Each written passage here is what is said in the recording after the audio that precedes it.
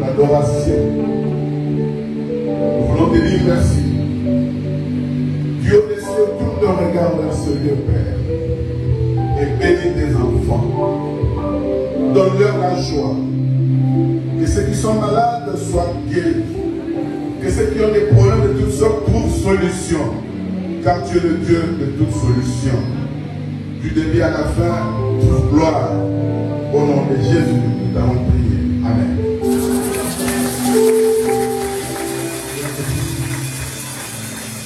Santo Lama, Yahweh.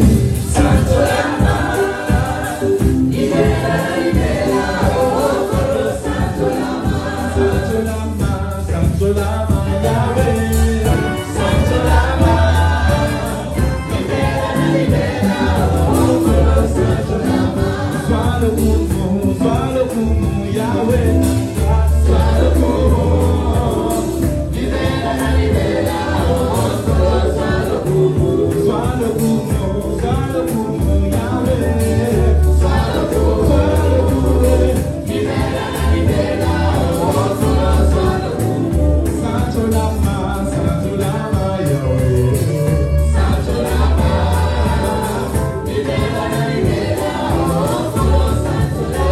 Santo Lama,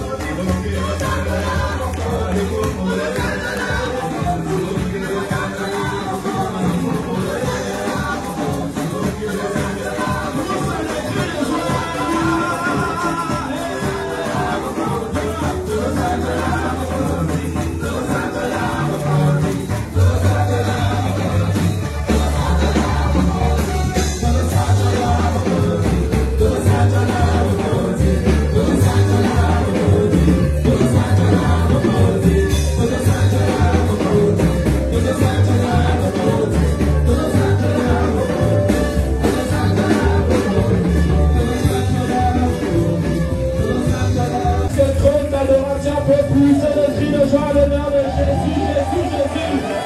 Est-ce que tu peux pousser le cri de joie pour le roi des rois? Gloire à Jésus, il est digne d'être célébré, il est digne d'être honoré, il est digne d'être magnifié. Amen. Est-ce qu'un cœur reconnaissant ce matin peut lever sa voix et dire merci Jésus? Merci pour tout ce que tu as fait dans ma vie. Merci pour tout ce que tu as accompli dans ma vie. Tu m'as fait du bien, tu m'as protégé, tu as marché avec moi. Tu étais tous les jours avec moi, tout au long de cette semaine. Si je suis ici, ce n'est pas parce que j'ai payé un abonnement, mais c'est parce que tu m'as fait grâce d'être là. Est-ce qu'un cœur reconnaissant peut dire merci à Jésus pour la grâce? Tu as été avec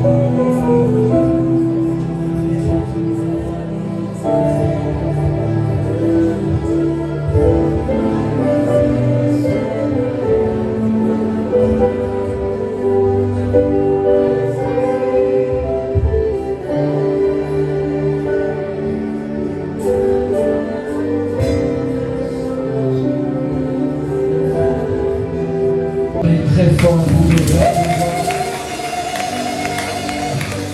Est-ce que tu peux pousser le cri de joie pour le Tout-Puissant? Gloire à Jésus. Est-ce que trop d'adoration peut pousser le cri de joie?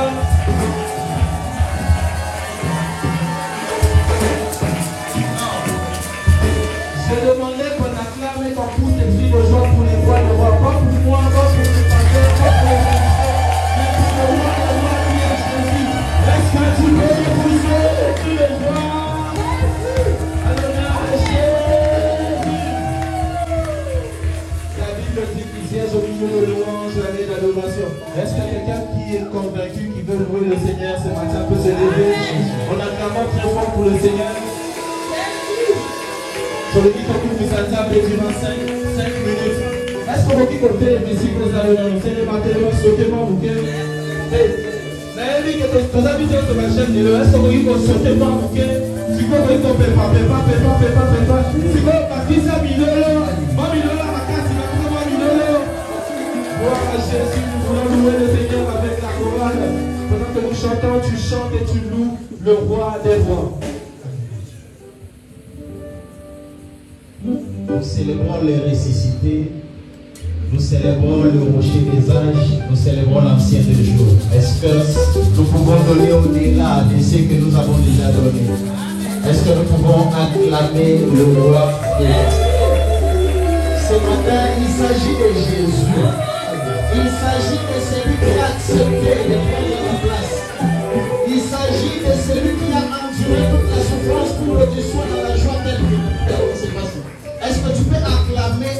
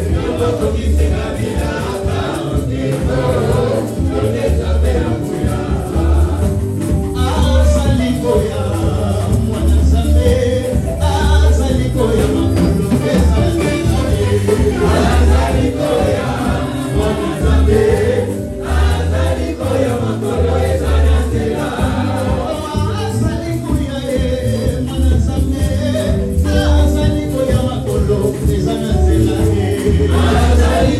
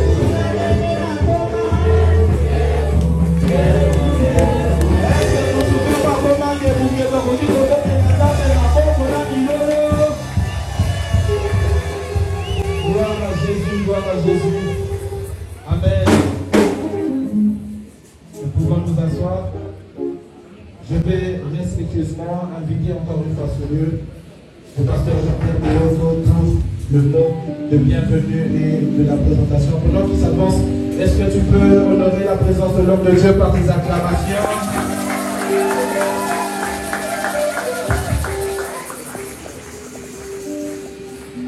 Amen.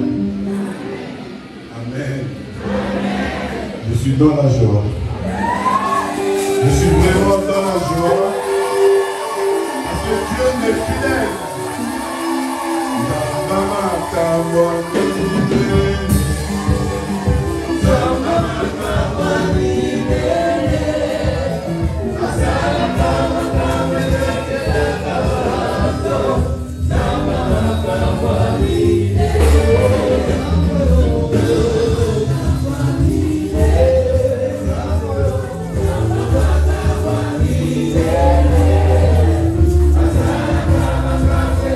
Yeah.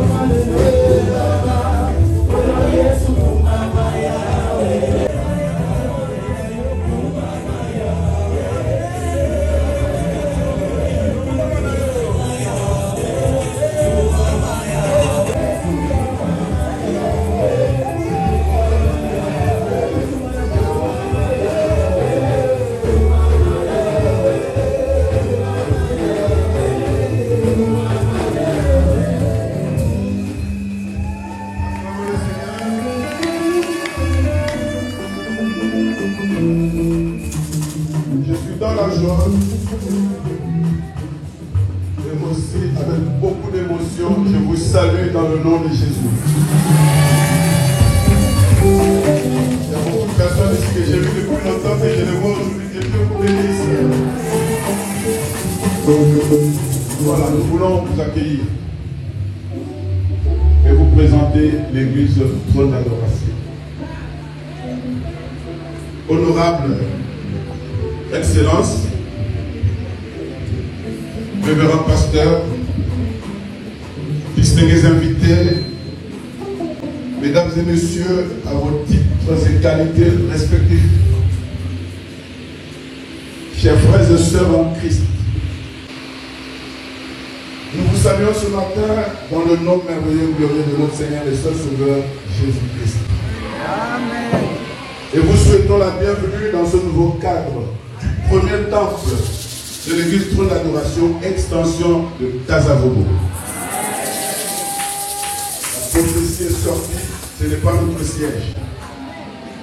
Notre siège sera dans la commune de Nganyama, du côté de Kitamo, Magasin.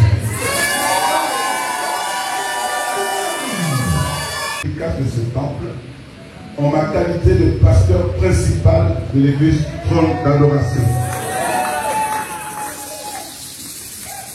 Que le nom du Seigneur Jésus soit loué, lui le maître des temps et des circonstances, celui qui amène à l'existence ce qui n'a jamais existé et qui a rendu possible cette œuvre que vous voyez. Qu'il bénisse votre présence dans ce culte. Vous qui avez accepté de venir adorer Dieu avec nous, ceci témoigne à n'en point douter votre attachement à sa glorieuse personne. L'église Trône d'Adoration est une église d'à peine 10 mois d'existence. Née exactement le 21 avril 2024. Elle a reçu toutes les autorisations nécessaires du ministère de la Justice et de la commune de Kasavubu, dont les représentants sont ici présents, pour exercer légalement ses activités. Nous remercions vivement le Seigneur pour cela, et ainsi que toutes les autorités, particulièrement le bourgmestre de la commune de Kazarougou, qui a délégué des gens ici pour honorer Dieu. Pour ce qu'ils ont fait, nous le remercions. Comme vous pouvez le constater, l'église Trône d'Adoration n'a donc pas une grande histoire à vous raconter. Si ce n'est que vous témoignez, nous, la manifestation puissante de la main de Dieu que nous sommes en train d'expérimenter au jour le jour dans nos activités depuis le début de cette œuvre. Et nous avons remarqué que Dieu est fidèle. Permettez-nous de vous parler brièvement de la vision que nous avons reçue de Dieu dans cette église. Cette vision est basée justement sur l'adoration de Dieu. Comme le nom l'indique, Église Trône d'Adoration. Notre volonté est de placer, par la grâce de Dieu, l'adoration au centre de la vie chrétienne à partir de cette église. C'est-à-dire, nous voulons par la grâce de Dieu apprendre aux croyants, mis à part, qui viendront ici, à intérioriser ce que signifie adorer Dieu. Ce que signifie adorer son saint nom. L'honorer tout son être entier et dans le service pour lui, dans toutes nos activités, bref, dans notre marche quotidienne avec lui en tant qu'enfant de Dieu. Les adorateurs élèvent Dieu pour ce qu'il est, dans sa nature, indépendamment de ce qu'il donne. Nous l'adorons pour ce qu'il est, lui, l'unique vrai Dieu, le créateur du ciel et de la terre, l'éternel, celui qui n'a ni commencement ni fin, le roi immortel, qui est assis sur son trône de gloire pour juger les vivants et les morts. C'est lui que nous sommes appelés à adorer. D'ailleurs, notre logo qui est derrière moi là, résume tout cela. Vous voyez là-bas, il y a les mains. Les deux mains qui élèvent le trône de Dieu.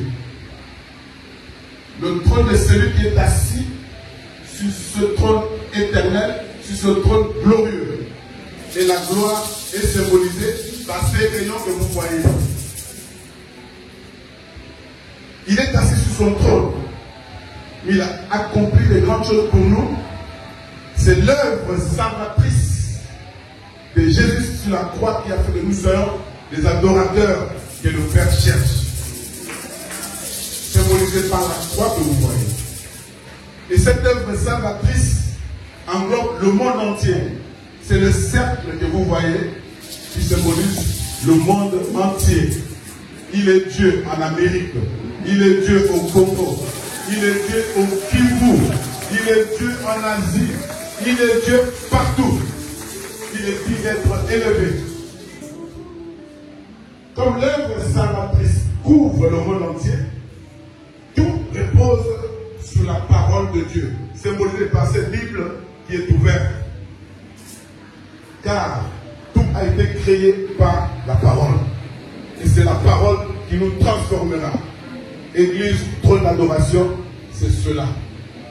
Acclamons le Seigneur.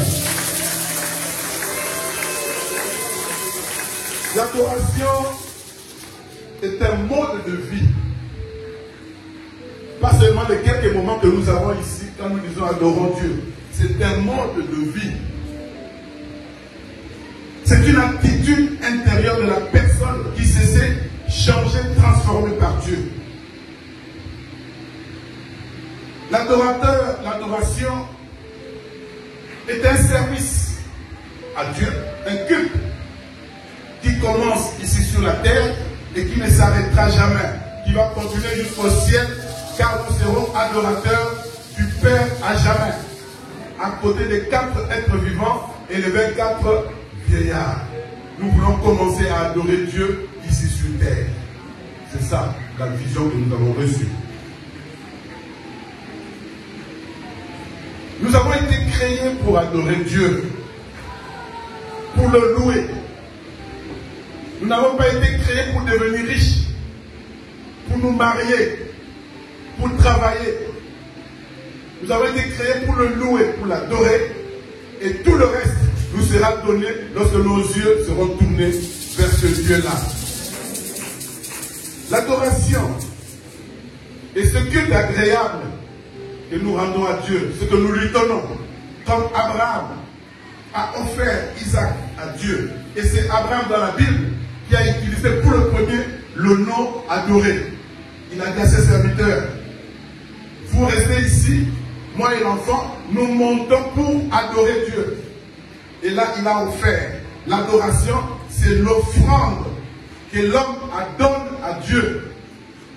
Non seulement qu'il donne l'adoration, la louange, le fruit de ses lèvres, un parfum de bonne odeur, mais l'homme se donne aussi lui-même à Dieu. Comme il est écrit dans Romains 12, verset 1er, je vous exhorte, frères, par les compassions de Dieu, à offrir vos corps à Dieu comme un sacrifice vivant, ce qui sera de votre part un culte agréable, saint, utile et parfait. Amen, amen. L'adoration est tellement importante pour Dieu que le diable fait tout pour nous en détourner. Voilà pourquoi nous avons cette vision. Le diable veut qu'on adore lui. Voilà pourquoi il a donné dans ce monde toutes les tentations possibles pour que nous puissions l'adorer lui seul. D'ailleurs, quand vous lisez Luc chapitre 4, vous verrez que le diable a demandé à Jésus de l'adorer. Si tu m'adores, je te donnerai tout ceci. Mais Jésus a dit, il est écrit, tu adoreras l'Éternel Dieu, lui seul. Nous voulons être des adorateurs qui adorent Dieu en esprit et en vérité. C'est sans cela, comme il est écrit dans Jean chapitre 4, verset 23, qui est là, et 24, Dieu cherche de vrais adorateurs. Amen. Cela veut dire qu'il y a de faux. Amen. Le monde est plein de faux adorateurs. Mais Dieu cherche les vrais.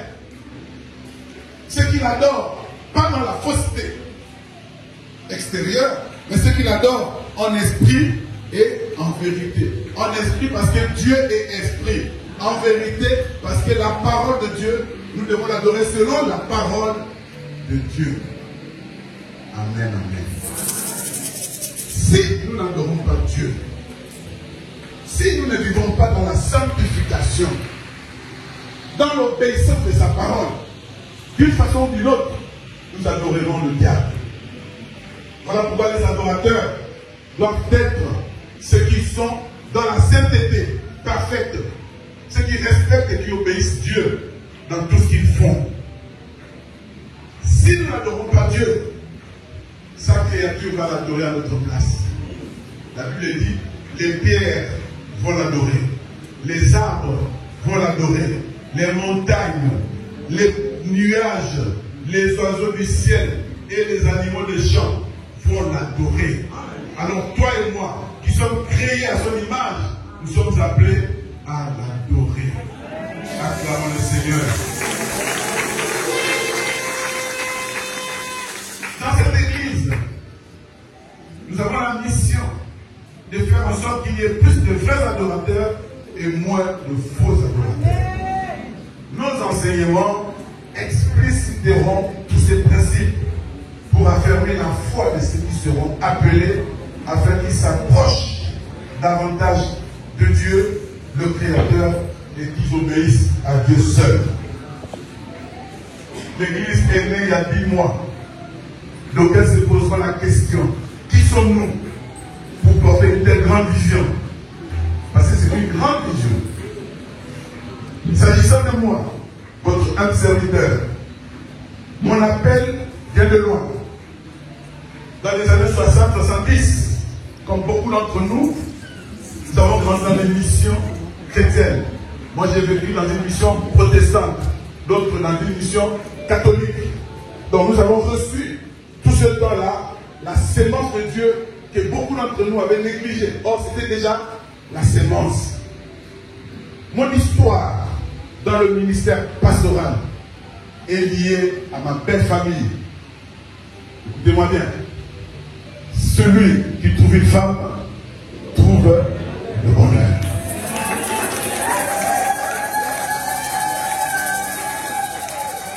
Mon histoire pastorale est liée à ma belle famille. En effet, d'abord en 1991, il y a 34 ans, mon beau-père, révérend docteur Elonda, qui fut un des dirigeants de la communauté des disciples du Christ au Congo, à l'époque Zaïre, et aussi l'un des recteurs de l'université protestante au Congo, à l'époque faculté protestante. Le jour où il mourait, parce que j'étais le dernier à parler avec lui, quand il a prié pour moi, le jour de sa mort à l'hôpital, parce qu'après moi, il n'a plus parlé. Et il a prié pour moi, il m'a confié des charges de serviteur de Dieu que je ne comprenais pas alors que je ne savais même pas servir le Seigneur. Il voyait loin. Cela a été étonné. Et je suis dans la joie aujourd'hui de voir que cette belle famille continue toujours à me soutenir. Au début de cette semaine, mardi, la maman qui est là, la veuve du docteur Elonda, mon beau-père, ma belle-mère qui est là. Mardi, elle était en France, mais elle est venue pour ce jour. Elle est venue avec ses enfants de telle sœur. Marie-Marthe qui est là, elle vient d'Angleterre. Je vais vous présenter après. Il y a Alice qui est là avec son mari. Ils sont venus pour cette œuvre, pour nous soutenir. Quand il a prié pour moi, il m'a donné la charge pastorale que je ne comprenais pas à l'époque. C'était étonnant. En 1994, 3 ans après, un beau-frère, vous avez le pasteur Angélique, le pasteur Shadrach Bombanga, qui priait pour son ministère, a reçu une mission me concernant que j'étais a reçu une vision me concernant que j'étais serviteur de Dieu, pasteur d'une grande église. Quand il est venu dire ça à la maison, je me suis moqué de lui, car je ne voyais aucun rapport entre ce qu'il disait et ma vie alors. Mais Dieu a un plan. En 1997, 3 ans après, il me dirigea auprès de son serviteur, le révérend docteur Abraham Galassi de l'église à Louange, pour être formé et encadré. J'ai beaucoup appris à ses côtés pendant mes 27 ans de service au sein de l'église La Louange. C'est le pasteur Galassi qui m'a ordonné pasteur en 2004. Il y a de cela 21 ans. Il est et restera toujours mon père spirituel. En 2024, c'est-à-dire l'année passée, Dieu lui-même qui m'avait amené à l'église La Louange trouva le moyen d'organiser les conditions de mon départ de l'église La Louange. C'est ainsi qu'il donna la vision de l'église Trône d'adoration. Pour terminer, je voudrais remercier le pasteur Shadrach pour son encouragement et ses précieux conseils pour la matérialisation de cette œuvre. Mes vifs remerciements s'adressent également à tous les frères et sœurs qui ont cru à notre ministère et à notre vision et qui nous ont soutenus depuis le début jusqu'à ce jour. Je ne peux pas les citer tous, sans oublier ceux qui ont contribué pour que ce temple soit là devant vous, comme vous le voyez. Que Dieu se souvienne de chacun de vous. Je ne pourrais clore ce propos sans remercier de façon particulière mon épouse Angélique, pasteur Amma, pour son soutien et ses précieux conseils, sans laquelle cette vision n'aurait pas pris l'envol. Et aussi ma belle famille et ma famille, parce que mes frères et sœurs sont là, et mes neveux sont là aussi. Je remercie enfin mes enfants qui sont tous dans le Seigneur pour leur soutien sans faille depuis toujours afin que cette œuvre aille de l'avant. Que Dieu vous bénisse.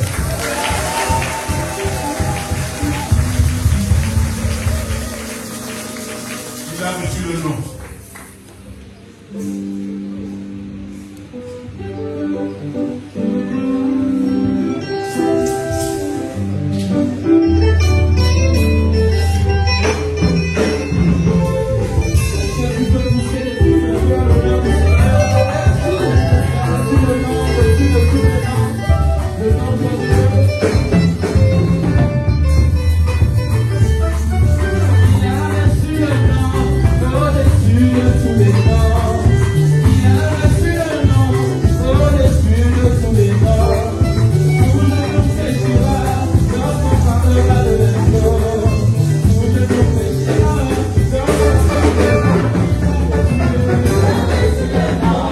Au-dessus de tous les